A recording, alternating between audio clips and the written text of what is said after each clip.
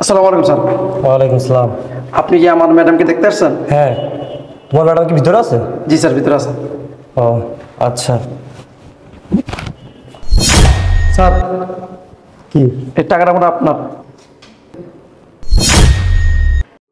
হ্যাঁ হ্যাঁ, এই টাকাটা আমারই। আরে তোমার ম্যাডাম তো দেখতে আসছি না, খালি পকেটে কি আসা যায়? তাই 1 লাখ টাকাটা ভাগ নিয়ে আসি, বুঝছো? কোন ফাঁকে পড়ে গেছে টেরও পাই নাই। আচ্ছা ঠিক আছে, আমি যাই। হ্যাঁ, আসসালামু আলাইকুম। ওয়ালাইকুম আসসালাম। কি খবর? না ম্যাডাম, ছেলেটা টাকার বান্ডিলটা নিয়ে গেছে। তাই? আচ্ছা ঠিক আছে, বাকিগুলোরে দেখতে থাকবো। ঠিক আছে ম্যাডাম। ঠিক আছে। আসসালামু আলাইকুম স্যার। ওয়ালাইকুম আসসালাম। ম্যাডাম কি ভিতরে আছে? জি স্যার। ওকে, ঠিক আছে।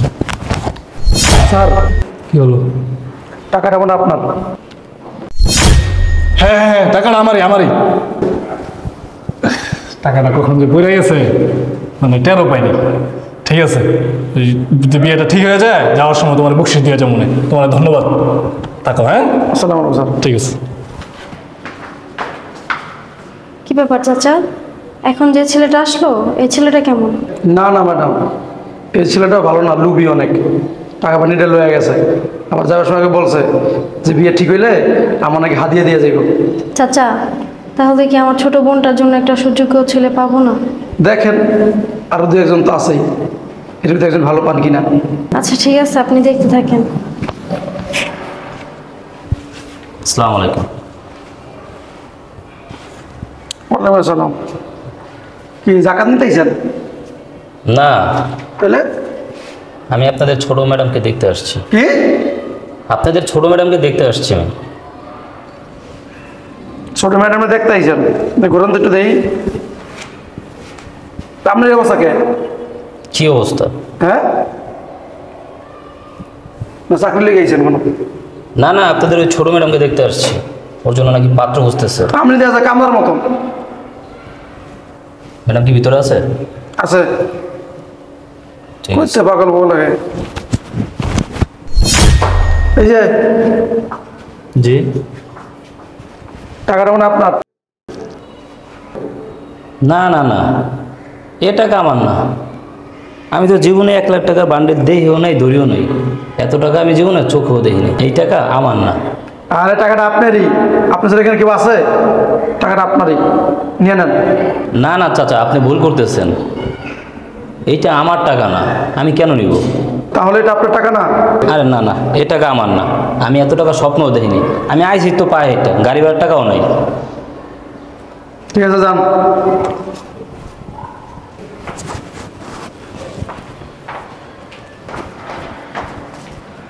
কি খবর চাচা? ম্যাডাম, খবর এবার ভালো। আমার মনে হয় যোগ্য পাত্র পাওয়া গেছে। কি বলেন চাচা, সত্যি? তাহলে অবশেষে আমার বোনের জন্য যোগ্য পাত্র পেলাম। হ্যাঁ ম্যাডাম, এই মাত্র যে ছেলেটা ঢুকছে টাকাটা নেয় না, মনে হয় সৎ। দেখি, এটা তো প্রথম ধাপ শেষ হইলো, দ্বিতীয় ধাপে কি হয়। আচ্ছা চাচা, আপনি থাকেন, আমি ভিতরে যাচ্ছি। আচ্ছা ম্যাডাম। ম্যাডাম, এই যে টাকাটা নিয়ে যান। আচ্ছা।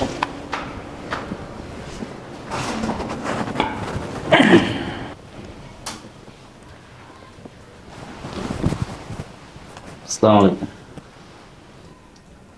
আপনারা বসেন। Thank you madam. Thank you. শোনেন, আমি যে জন্য বিজ্ঞাপন দিয়েছি, ও আমার ছোট বোন, ওই পাত্রী, ওকেই বিয়ে দিব।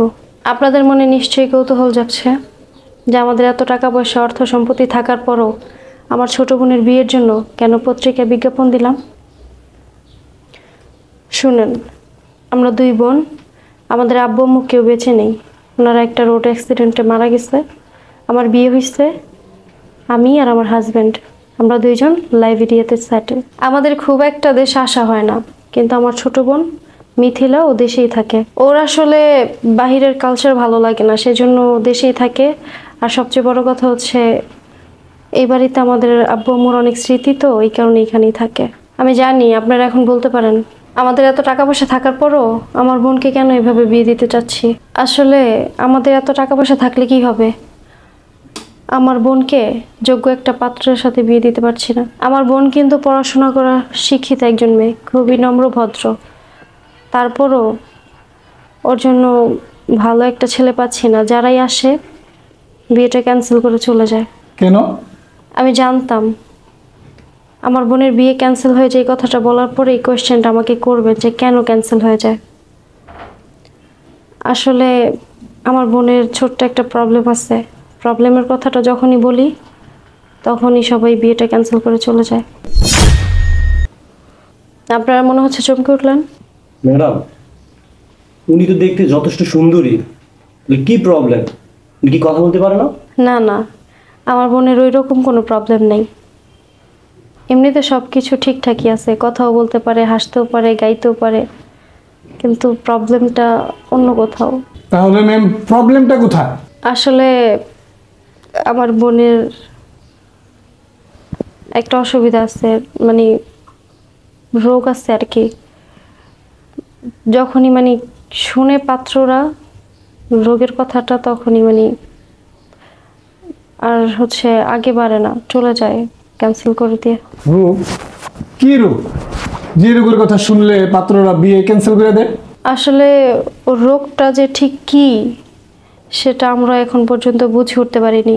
অনেক ডক্টর দেখাইছি, ওনারাও বলছে যে এই রোগের নাম জানে না ওনারা। ম্যাডাম কি যে বলতেছেন, আপনাদের এত টাকা পয়সা অথচ আপনারা আপনার এই বোনকে চিকিৎসা করাতে পারতেছেন না। আসলে টাকা থাকলে তো আর সব রোগের চিকিৎসা করানো যায় না, আর সব রোগের ওষুধও হয় না। আমার বোনকে নিয়ে আমরা অনেক জায়গায় দৌড়াদৌড়ি করছি, দেশে বাহিরেও গেছি, কিন্তু কিছুতেই কোনো কাজ হইতেছে না। অনেক মেডিসিন খেয়েছে এবং খাচ্ছে। আচ্ছা ম্যাম, আপনার বোন দেখতে সুন্দরী, শিক্ষিতা, যত বড় রোগ হোক না কেন আমার বিয়ে করতে কোনো প্রবলেম নেই। গুড। আপনার? আমারও কোনো প্রবলেম নেই, আমি বিয়ে করতে রাজি। বুঝতে পেরেছি, আপনারা সবাই আমার বোনকে বিয়ে করতে রাজি, কিন্তু প্রবলেমটা হচ্ছে আমার বোন তো একজন আর আপনারা তিনজন। আপনাদের তিনজনের মধ্যে থেকে যে কোনো একজনকে বাছাই করে নিতে হবে আমাকে। আমার আর আমার বোনের সম্পর্কে তো সব কিছুই বলা হয়েছে আপনাদেরকে, সব কিছুই জানতে পেরেছেন, কিন্তু আপনাদের তিনজনের বিষয়ে তো এখনো জানা হলো না। আচ্ছা আপনি বলেন, আপনার নাম কি, আপনার পেশা, আর আপনার বাবা মা কি করে? ম্যাডাম, আমার নাম সুমন চৌধুরী, আমার বাবা বিজনেস আছে, আমি কিছুই করি না, বলতে গেলে বেকার। আমি বিয়ে করব আর বউ নিয়ে ঘুরে বেড়াবো। ম্যাডাম, আমি ভ্রমণ করতে খুব ভালোবাসি, আমি একজন ভ্রমণ প্রিয়সী মানুষ। আপনার বোনকে যদি আপনি আমার সাথে বিয়ে দেন তাহলে পৃথিবীর সব রাস্তা আমি ঘুরাবো। গুড। তাহলে আপনি আপনার বাবার টাকার উপর নির্ভরশীল, তাই না? আর আপনি, আপনার নাম কি, আপনার পেশা কি, আর আপনার বাবা মা কি করে? ম্যাডাম আমার নাম বায়েজিৎ খান, আমার বাবা মা কেউ পৃথিবীতে বেঁচে নেই। আপনার বোনকে যদি আমার কাছে বিয়ে দেন তাহলে শ্বশুর শাশুড়ি যে জ্বালা যন্ত্রণা, সেই জ্বালা যন্ত্রণা কখনো পাবে না। আমার বাবা মার অডাল সয় সম্পত্তি সব কিছুর মালিক এখন আমি। আমার গরুর ফার্ম আছে, মুরগির ফার্ম আছে। আপনার বোনকে যদি আমার কাছে বিয়ে দেন তাহলে কোনোদিন হুদা ভাত খাইতে হইব না, সব সময় খালি গরু আর মুরগি, গরু আর মুরগি, বুঝছেন? সব সময় ফ্রিজে গরু মুরগিটা বুঝাই থাকে, বুঝেন না? নিজের ফার্ম। ও আরেকটা কথা তো বলা হয় নাই, গরুর দুধ মুন কেমন থাকে, এই গরুর দুধ যদি প্রতিনিয়ত আপনার বোন খায় আরো বর্ষা হয়ে যাবো, আরো মোটা হয়ে যাবো। তিনবেলা যদি আপনি আমার বোনকে এইভাবে গরু আর মুরগি খাওয়ান, পরবর্তীতে তো আমার বোনের অ্যালার্জি হয়ে যাবে। যাই হোক, আপনি আপনার পরিচয়টা দেন। ম্যাডাম আমার নাম মোহাম্মদ রুবেল। আমার পরিচয় দেওয়ার মতো ওইরকম কিছু নাই। আমার বাবা মা আমি ছোটো থাকতে মারা গেছে, আমি আমার মামা মায়ের কাছে বড় হয়েছি, আর এখন আমি একটা প্রাইভেট কোম্পানিতে ছোটোখাটো পোস্টে কাজ করতেছি, আর আমার মাসিক স্যালারি 15,000 টাকা। আর আমি জানি আমার এই কথাবার্তা বলার পর আপনি আপনার বোনকে আমার কাছে বিয়ে দিবেন না, আর আপনার বোন আমাকে পছন্দ করবে না, আর আমিও আপনার বোনের চাহিদা পূরণ করতে পারবো না। সমস্যা নেই, আপনি যেহেতু চলে আসছেন আপনিও বসেন, দেখি শেষ পর্যন্ত কি হয়। শুনেন, পরিচয় তো অনেক হলো, এখন ফাইনাল কথায় আসি। আমার বোনকে যে বিয়ে করবে, অর্থাৎ যার সাথে আমার বোনের বিয়ে হবে, এই বিষয় সম্পত্তির মালিক সেও হবে। আমি তাকেই বলছি, আমি আর আমার হাজব্যান্ড দেশের বাহিরে সেটেল হয়ে গেছি, এখানে খুব একটা আসা হয় না, ওর জন্যই আসি মাঝে মাঝে। আর আমার বোনের যে রোগ, আমার মনে হয় না ও খুব বেশি দিন বাঁচবে, সেজন্য আমি ওকে তাড়াতাড়ি বিয়ে দিয়ে বোনের দায়িত্বটা পালন করতে চাচ্ছি। কি ব্যাপার, আপনারা সবাই দাঁড়িয়ে পড়লেন কেন? ম্যাডাম, দাঁড়াবো না কি করব? আপনি বললেন যে আপনার বোন বেশি দিন বাঁচবে না, তাহলে বিয়ে করে কি হবে? তাতে কি হয়েছে? আমার বোন বাঁচুক কিংবা মরুক, তাতে কি আসে যায়? আমি তো বলেই দিচ্ছি, আমার বোনকে যে বিয়ে করবে সে আমাদের এই বিশাল সহায় সম্পত্তির মালিক হবে। এখন আপনারাই ভেবে দেখুন আমার বোনকে কে বিয়ে করবেন।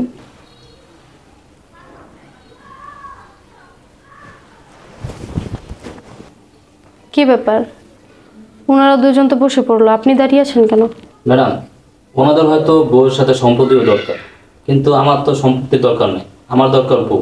এখন আপনি তো বলেন যে আপনার বোন মরেই যাবে, তাহলে বিয়ে করে লাভ কি বলেন? আর এখানে বসেই লাভ কি? বসেন আপনি, আমার কথা এখনো শেষ হয়নি, বসেন। আচ্ছা ম্যাডাম, আপনি তো বললেন যে আপনার বোন বাঁচবে না, এক্স্যাক্টলি কতদিন বাঁচবে একটু বলবেন? আসলে ডাক্তার আমাদেরকে এক্স্যাক্ট কোনো সময় দিতে পারেনি। তারপর আমার বোনকে নিয়ে অনেক বড় একটা কবিরাজের কাছে গিয়েছিলাম, তো কবিরাজ বলছে যে আমার বোন ঠিক অতদিনই বাঁচবে যতদিন আমার বোনের বিয়ে না হবে। কবিরাজ এটাও বলছে যেদিন আমার বোনের বিয়ে হবে সেদিন বাসরাতেই আমার বোন মারা যাবে। কি ব্যাপার, আপনারা তিনজন আবার দাঁড়িয়ে পড়লেন? আপনারা না বললেন আমার বোনকে বিয়ে করতে কোনো প্রবলেম নাই, আমার বোনের যে রোগী থাকুক না কেন, তাহলে এখন কথায় কথায় দাঁড়িয়ে পড়ছেন কেন? রাখেন ম্যাডাম, বাসর ঘরে যদি বউই মারা যায় তাহলে বিয়ে করে লাভ কি? সংসার করতে পারতাছি না, বাসরও করতে পারতাছি না, তাহলে বিয়ে করে কোনো লাভ আছে? ও আচ্ছা, তাহলে আপনি বিয়ে করবেন না? আর আপনি? ম্যাডাম, পুরুষ মানুষের স্বপ্নই তো বাসর। সে বিয়ে করে যদি বাসরই করতে না পারে তাহলে বিয়ে করে লাভ কি? তাই একটু আগে তো আপনিও বললেন আপনার বোনের যে সমস্যা থাকুক না কেন আমি বিয়ে করতে রাজি। এখন এই কথা? আচ্ছা আপনি বলেন, আপনিও তো সব কিছু শুনলেন, আপনি কি আমার বোনকে বিয়ে করতে রাজি? দেখেন ম্যাডাম, আমি ছোট থাকতে আমার বাবা মারে হারাইছি, অনেক কষ্ট হয়েছি, আমার মামা মামির কাছে আমি বড় হয়েছি। এখন যদি বিয়ে করে বাসর করে আমার বউ মারা যায়, এই কষ্ট আমি সহ্য করতে পারবো না। ম্যাডাম, আমার সারা জীবন গেছে কষ্ট করতে করতে, আমি নতুন করে আর কোনো কষ্ট পেতে চাই না। ম্যাডাম, আমাকে মাফ করবেন, আমি এই বিয়েটা করতে পারবো না। আপনাদের একটা বিষয় আমি কিছুতেই বুঝতে পারছি না। আমি তো বলেই দিচ্ছি যে আমার বোনকে বিয়ে করবে, আমাদের কোটি কোটি টাকার সম্পত্তি আমি তার নামে লিখে দিব। আমার বোন মারা গেলে আরেকটা বিয়ে করে নেবেন, প্রবলেম কোথায়? শুনেন, ভেবে দেখেন, লাইফে সুযোগ বারবার আসে না। আমাদের এই বিশাল সহায় সম্পত্তি সব কিছু দিয়ে হলেও আমার বোনের শেষ ইচ্ছা আমি পূরণ করতে চাই, আমার বোনের বিয়ে দিতে চাই আমি। আপনারা আবারও ভেবে দেখেন। এটা আমি কি ভাবতেছি, বাসর ঘরে তো মারাই যাবে, আর ও মারা গেলে এই বিশাল সম্পত্তির মালিক তো আমিই হবো। আর টাকা হলে সুন্দরী মেয়েদের অভাব হয় না, আমি একটা বিয়ে করে ফেলবো, নিজ দেওয়া যাবে না, কোনো চিন্তা ভাবনা কিছু না, বিয়েটা করিয়ে ফেলি। ম্যাডাম ঠিকই তো কইছে, এত ভাবাবের কি আছে? ওই মরলে আমার তাতে কি? টাকা পয়সা ধন সম্পদ সব তো আমিই পাবো, বিয়ে না হয় আরেকটা করে ফেলবো, তাতে কি? আর ভাবাবে চলবো না, ঠিক আছে? না না না না, এই বিয়ে আমি কিছুতেই করতে পারবো না। কারণ বিয়ে করে যদি বাসা করে বউ মারা যায়, তাহলে এই বিয়ে করে লাভ কি? জীবনে কি টাকা পয়সাই সব? না না, এই বিয়েটা আমি করতে পারবো না। কি হলো, আপনারা কি ডিসিশন নিলেন? ম্যাডাম, আমি বিয়ে করতে রাজি আছি। গুড, তাহলে আপনি বসে পড়েন। ম্যাডাম, আমার কোনো সমস্যা না, আমি বিয়ে করতে রাজি। তাহলে আপনিও বসে পড়েন। কি ব্যাপার, আপনি দাঁড়িয়ে আছেন, আপনার কি মতামত? ম্যাডাম, আমি অনেক ভেবেছি, কিন্তু আমি বিয়েটা করতে পারবো না। আরে ভাই বিয়ে, আপনি ভিডিও বানিয়ে দেখছেন? আরে ভাই আপনি বিয়ে করেন বা না করেন সেটা তো আপনার ব্যক্তিগত বিষয়, কিন্তু আপনি দাঁড়িয়ে আছেন কেন? বসেন, আমার বোনের বিয়ে হবে, মিষ্টিটা খেয়ে যান। তাহলে আপনারা দুইজন জানার পরও যে আমার বোন বাসরাতে মারা যাবে, তারপরও ডিসিশন নিয়েছেন যে আপনারা দুইজনই আমার বোনকে বিয়ে করবেন। হ্যাঁ ম্যাডাম, আমাদের কোনো আপত্তি নেই। আপনাদের আপত্তি না থাকতে পারে, কিন্তু আমার আপত্তি আছে, কারণ আমার বোন একজন আর আপনারা দুইজন। আমার বোন তো বিয়ে দিতে হবে যে কোনো একজনের কাছে। ম্যাডাম, আপনি আমাকে দেখতে পারেন, আমি অনেক বড় ঘরের সন্তান, আপনার বোনকে আমার কাছে বিয়ে দিলে অনেক সুখে থাকবে ম্যাডাম। ও, আমার বোনকে আপনি সুখী রাখবেন? আমার বোন তো বাসর ঘরেই মারা যাবে, তাহলে আপনি আমার বোনকে কীভাবে সুখে রাখবেন? ম্যাডাম, আপনার বোন মারা যাবে তাতে কি হয়েছে? আপনার বোনের ছবি স্মৃতি হিসাবে সারা জীবন আমার গলায় ঝুলিয়ে রাখবো। দূর মিয়া, কি করেন এগুলো? ফাও কথা বাদ দেন।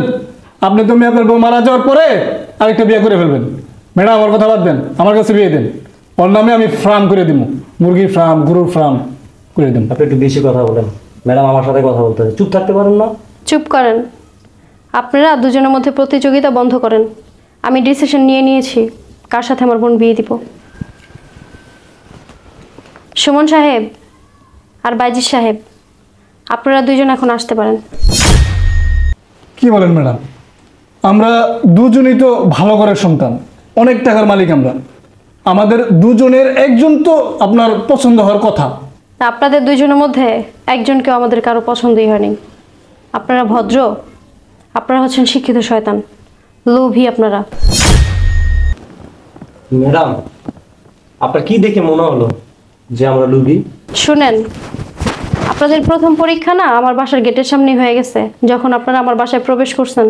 আর আপনাদের পরীক্ষাটা আমার দারোয়ান নিছে। আপনারা যে আমার গেটের সামনে থেকে 1 লাখ টাকার করে 2টা বান্ডিল দুইজনে নিয়ে আসলেন, টাকাটা কি আপনাদের ছিল? ওটাই আপনাদের ফার্স্ট পরীক্ষা ছিল, আর ফার্স্ট পরীক্ষায় আপনারা ফেল করছেন। আসলে ম্যাডাম ওই গেটের সামনে টাকাটা পড়ে ছিল, তো ভাবলাম টাকাটা তো দারোয়ানে নিয়ে যাব, এর জন্য নিয়ে আসছি। ওই মাদ্রাসা বা মসজিদ এতিমখানায় দিয়ে দিব এর জন্য। আর আমরা না নিলে তো দারোয়ানে টাকাটা মেরে দিত। হ্যাঁ ম্যাডাম, উনি ঠিকই বলছেন। আমরা টাকাটা ভালো কাজে খরচ করতাম, তাই টাকাটা নিয়ে আসি সাথে করে। চুপ করেন। 1 লাখ টাকার বান্ডিল পড়ে থাকতে দেখছেন কখনো? হ্যাঁ, এই টাকাটা না তো পড়া ছিল, আর না তো আপনারা কুড়ায় পাইছেন। এই টাকাটা আমার দারোয়ান আপনাদের সামনে ফালাইছে আপনাদেরকে পরীক্ষা করার জন্য। আর আপনারা হ্যাঁ, কতটা লোভী, লোভে অন্ধ হয়ে গেছেন। আপনাদের কমন সেন্সটুকু কাজ করলো না যে 1 লাখ টাকার একটা বান্ডিল কিভাবে পড়ে রয়েছে, আর দারোয়ান এখানে এতক্ষণ ধরে বসা, সে কিভাবে দেখলো না। আপনারা টাকাটা নিজেদের বইলা নিয়ে চলে আসছেন। আর আপনাদের সেকেন্ড পরীক্ষা এখানে আসার পর হয়েছে। আমার বোন বাসরাতে মারা যাবে শোনার পরও আপনারা দুজন আমার বোনকে বিয়ে করতে রাজি হয়েছেন। এতেই বোঝা যায় আপনারা কতটা লোভী। আপনাদের আমার বোনকে কোনো দরকার নেই, দরকার আমাদের এই বিশাল সহায় সম্পত্তি। আর আপনাদের মতো লোকদের সাথে আমার বোন বিয়ে দিতে আমি রাজি নই। আপনারা এখন আসতে পারেন। ম্যাডাম একটা সুযোগ দিলে ভালো হতো না? আর একটা কথা বলবেন না, তাহলে কিন্তু সুন্দর মতো বাসা থেকে বের করব না। সিকিউরিটি গার্ডকে ডেকে ঘাড় ধাক্কা দিয়ে বের করব। রুবেল সাহেব, আপনি দাঁড়ান। আপনাকে তো আমি যেতে বলিনি, আপনি এখানে এসে বসেন। ওকে। কি ব্যাপার, আপনারা দুজন দাঁড়িয়ে আছেন কেন? হ্যাঁ, আর কি আপনাদেরকে কি আলাদাভাবে বলতে হবে টাকাগুলো দিয়ে যাওয়ার জন্য?